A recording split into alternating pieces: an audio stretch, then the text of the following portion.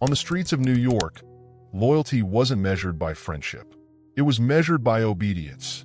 In the Mafia, refusing an order wasn't considered a disagreement. It was considered a direct challenge to the entire organization. And challenges rarely ended with second chances. The man at the center of this story understood that better than almost anyone. For years, he had earned respect through discipline, intelligence, and an ability to survive in a world where trust could disappear overnight. He wasn't the loudest gangster in the room. He didn't chase attention. He preferred to operate in the shadows, making money while others made headlines. His name was Frank Costello. Long before he became known as one of America's most powerful mafia bosses, Costello had learned that the real currency of organized crime wasn't violence. It was influence. Unlike many gangsters of his generation, he believed politicians, judges, police officers, and businessmen were worth far more than hired gunmen. A bullet could solve one problem. A powerful friend inside City Hall could solve hundreds. That philosophy made him different, and it made him incredibly dangerous. Born in southern Italy in 1891, Francesco Castiglia immigrated to New York as a child with his family. Like thousands of other immigrants, they settled into the crowded neighborhoods of East Harlem, where poverty, discrimination, and opportunity existed side by side. The streets became his classroom. Every block had its own rules. Every corner belonged to someone. As a teenager, Costello quickly discovered that honest work barely kept food on the table. Petty theft, gambling, and neighborhood gangs offered something factories never could: fast money and protection. Before long, he had built a reputation as someone who stayed calm under pressure. While others reacted emotionally, Costello watched, listened, and calculated. That patience would become his greatest weapon. During his early years in the underworld, he crossed paths with ambitious young criminals who would eventually reshape organized crime across America. One of them was Charles "Lucky" Luciano. Luciano recognized something unusual in Costello. He wasn't reckless. He wasn't obsessed with proving himself. Instead, he thought several moves ahead, almost like a chess player studying every possible outcome before touching a piece. Their partnership grew stronger with every passing year. Together, they surrounded themselves with other rising figures, including Vito Genovese, a ruthless enforcer whose willingness to use violence balanced Costello's preference for negotiation. At first, the combination worked perfectly. Luciano handled strategy. Costello built political connections. Genovese intimidated anyone standing in their way. Each man brought a different strength to the organization, and together, they became nearly unstoppable. The arrival of Prohibition in 1920 transformed everything. When the United States banned the sale of alcohol, millions of ordinary Americans suddenly wanted something illegal.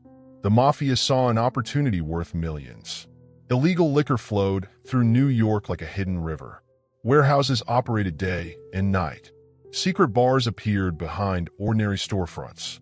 Delivery trucks crossed city streets carrying fortunes disguised as cargo. Costello wasn't usually the man unloading crates or threatening competitors. His office was often far from the docks. He negotiated. He organized. He made introductions. More importantly, he built relationships with politicians willing to look the other way for the right price. Bribery wasn't an occasional tactic. It became part of the business model. Soon, police raids became strangely predictable. Investigations disappeared. Licenses were approved. Court cases collapsed. The organization wasn't simply avoiding the law. It was quietly influencing it.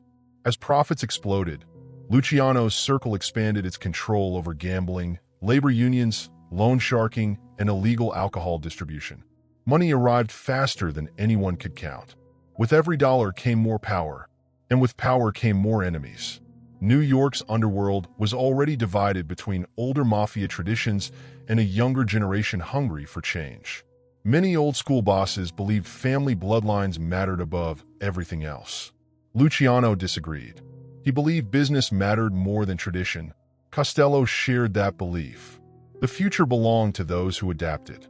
That vision placed them directly against powerful rivals determined to preserve the old order.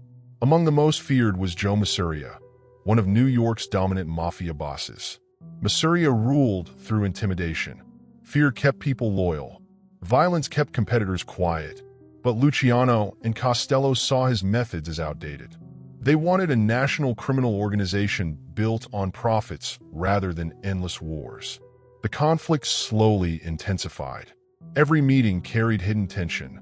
Every conversation raised new suspicions. Nobody knew who might switch sides tomorrow. For ordinary gangsters, survival depended on guessing who would win. Choosing the wrong side could mean disappearing forever. As the Castellammarese War erupted in the early 1930s, New York became a battlefield. Gunfire echoed through neighborhoods. Bodies appeared inside restaurants, apartment buildings, and parked automobiles. Assassinations became so common that newspapers struggled to keep up. Yet throughout the violence, Costello remained remarkably composed.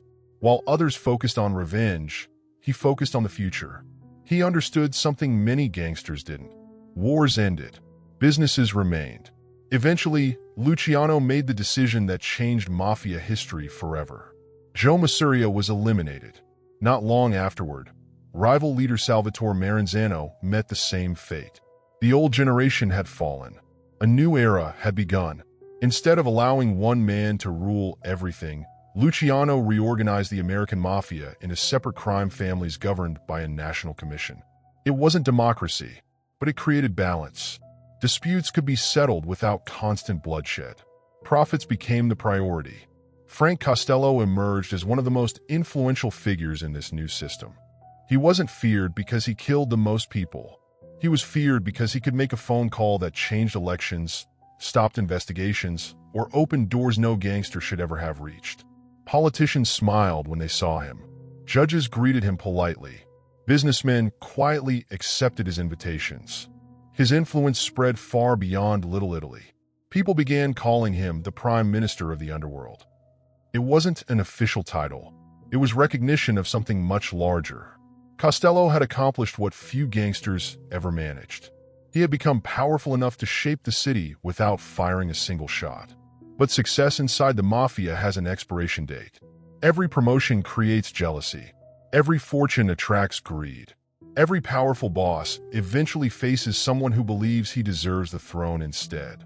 Among those watching patiently from the shadows was a man who had once been his closest ally.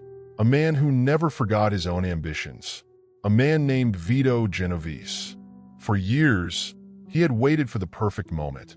And that moment was finally approaching.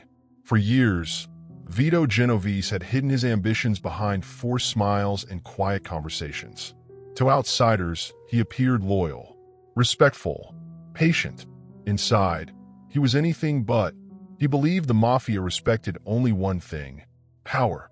And in his mind, that power should have belonged to him. The problem was simple. As long as Frank Costello remained boss, Genovese would always be standing in someone else's shadow.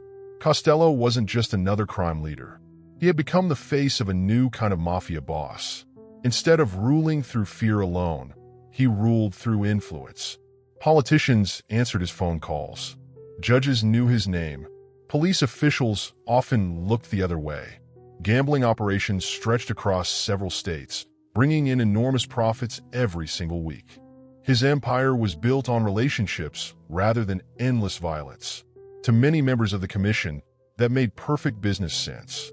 To Genovese, it looked like weakness. He believed the mafia had become too comfortable, too political, too soft. He wanted to bring back the old style of leadership where fear guaranteed loyalty. That difference in philosophy slowly became a personal war. But Genovese couldn't simply challenge Costello. The mafia wasn't a democracy. A boss couldn't be removed because someone wanted the position. There had to be a reason, or at least the appearance of one. Then an unexpected opportunity arrived. In the early 1950s, America had begun paying closer attention to organized crime than ever before. For decades, many politicians publicly claimed the mafia barely existed. That illusion was disappearing. Investigative journalists were exposing gambling networks. Federal agencies were gathering intelligence. Congress wanted answers. One investigation changed everything. The televised hearings led by Senator Estes Kefauver brought organized crime directly into America's living rooms. For the first time, Millions of viewers watched suspected gangsters questioned under bright lights. Among the most recognizable faces was Frank Costello. Unlike many mobsters, Costello agreed to testify. He refused to reveal everything, but his appearance alone became front-page news across the country. Television cameras didn't show a ruthless mafia boss. They showed an aging man answering questions calmly, almost casually. His face remained mostly hidden from viewers after he objected to being fully filmed, yet his distinctive hands resting on the table became strangely famous. The hearings damaged something far more valuable than money: his image. Inside the mafia, publicity was dangerous. Attention invited investigations. Investigations threatened profits, and profits kept everyone happy. Genovese quietly watched the public reaction. He saw something others missed. Costello suddenly looked vulnerable. Friends who once admired him began asking uncomfortable questions. Had he become too visible, too cautious, too willing to cooperate with politicians? Rumors spread through the underworld faster than police reports. Some claimed Costello had lost his instincts. Others whispered he cared more about politicians than soldiers. None of it needed to be true. Rumors had a life of their own, and Genovese knew exactly how to feed them. Behind closed doors, he strengthened alliances with powerful captains who felt overlooked. Some wanted greater influence. Others wanted larger shares of gambling profits. A few simply believed Costello's time had passed. Genovese promised them change. More money, more authority, a stronger family. Whether he intended to keep those promises hardly mattered. He only needed enough support to make his move. Meanwhile, pressure from law enforcement continued growing. Federal investigators weren't targeting just one family anymore. They wanted the entire national organization. Wiretaps increased. Informants became more valuable. Surveillance teams followed important figures through New York streets. Every meeting carried greater risk. Costello understood the danger. His instincts told him the old days were ending. The mafia could no longer rely on political protection alone. Federal agencies had become larger, better funded, more determined. He quietly considered reducing his public role. Perhaps it was time to step back. Perhaps someone younger could handle daily operations while he protected the family's political interests. It sounded reasonable, but inside organized crime, even discussing retirement could be interpreted as weakness. And weakness invited predators. Genovese wasn't the only ambitious gangster paying attention. Powerful bosses across the commission carefully watched every development. They wanted stability. Nobody wanted another bloody internal war like the Castellamarese conflict. Business was simply too profitable. If leadership changed, they wanted it handled quietly. No headlines, no unnecessary violence, no disruption to millions of dollars flowing through gambling, loans, labor unions, and construction rackets. Costello believed those shared financial interests would protect him. After all, he had spent decades making everyone rich. Why would anyone risk destroying that? He underestimated one thing. Ambition often ignores logic. For Genovese, becoming boss wasn't only about money. It was about legacy, respect, control. He believed history should remember his name, not Costello's. By 1957, the tension had become impossible to ignore. Every conversation carried hidden meanings. Every dinner meeting involved careful observation. Every handshake concealed unanswered questions. Who was still loyal? Who had already switched sides? No one could be completely certain. Even trusted associates began speaking more cautiously. The walls seemed to have ears. Then came the decision that changed everything. Genovese concluded that as long as Frank Costello remained alive, no peaceful transfer of power would ever happen. There was only one solution, the old mafia solution, a contract killing. The job reportedly fell to a rising and fearless gunman named Vincent Chin Gigante. Unlike older mobsters who preferred negotiation, Gigante had built his reputation through absolute nerve. He was young, disciplined, and willing to do what many others wouldn't. If successful, his status inside the family would rise overnight. Failure wasn't really an option. Plans were discussed carefully. Schedules were studied. Costello's daily routine was quietly observed. The entrance to his Manhattan apartment became the focus. Unlike heavily guarded meetings or crowded restaurants, the apartment offered a brief moment when even the most powerful mafia boss appeared vulnerable. Just a few seconds. Sometimes that was all a professional killer needed. Yet fate has a strange way of interfering with even the most carefully planned murders. On the evening of May 2nd, 1957, Frank Costello returned home believing he had survived another ordinary day. Nothing seemed unusual. The building looked quiet. The hallway was familiar. He had walked this path hundreds of times before. But hidden nearby, someone was already waiting. A hand tightened around a pistol. Footsteps echoed through the entrance.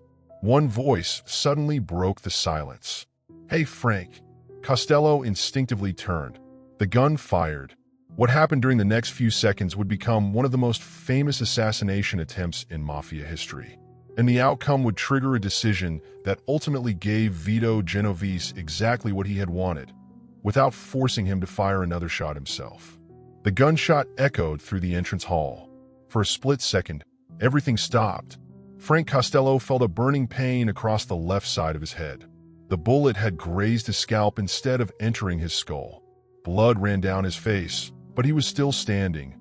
His attacker, Vincent Chin Gigani, had expected the shot to end everything instantly. Instead, Costello looked directly at him.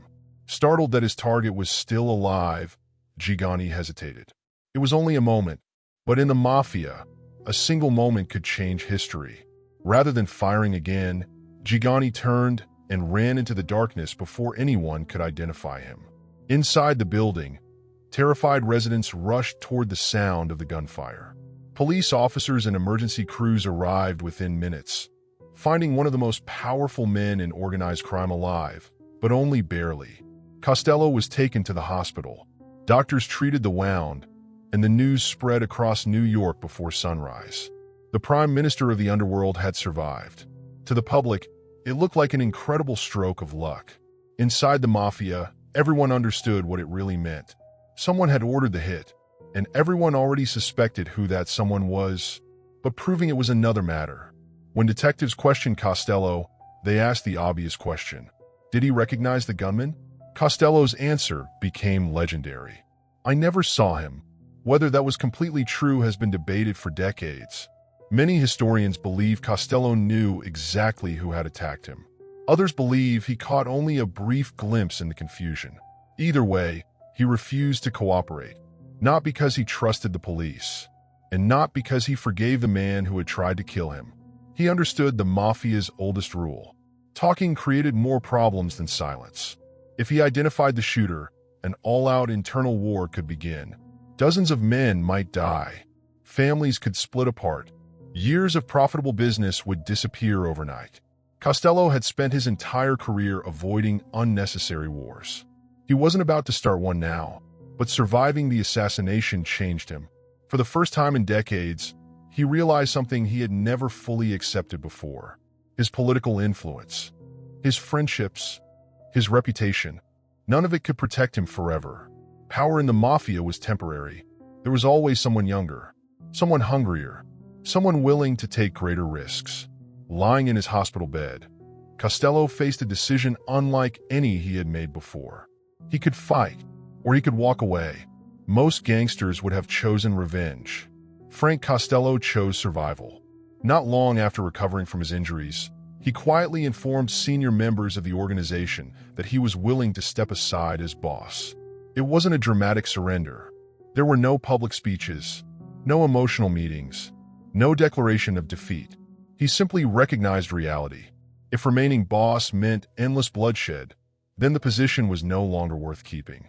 His resignation opened the door that Vito Genovese had spent years trying to unlock. Without another shot being fired, Genovese became the dominant force within the family. From the outside, it looked like a peaceful transition. Behind closed doors, everyone understood how it had really happened. The failed assassination had succeeded after all, not by killing Costello, but by convincing him that the throne was no longer worth dying for. Genovese finally had what he wanted. Absolute power. For a while, it seemed like total victory. He reshaped leadership, promoted loyal supporters, expanded criminal operations, and ruled through the fear he had always believed was necessary. But ambition has a dangerous habit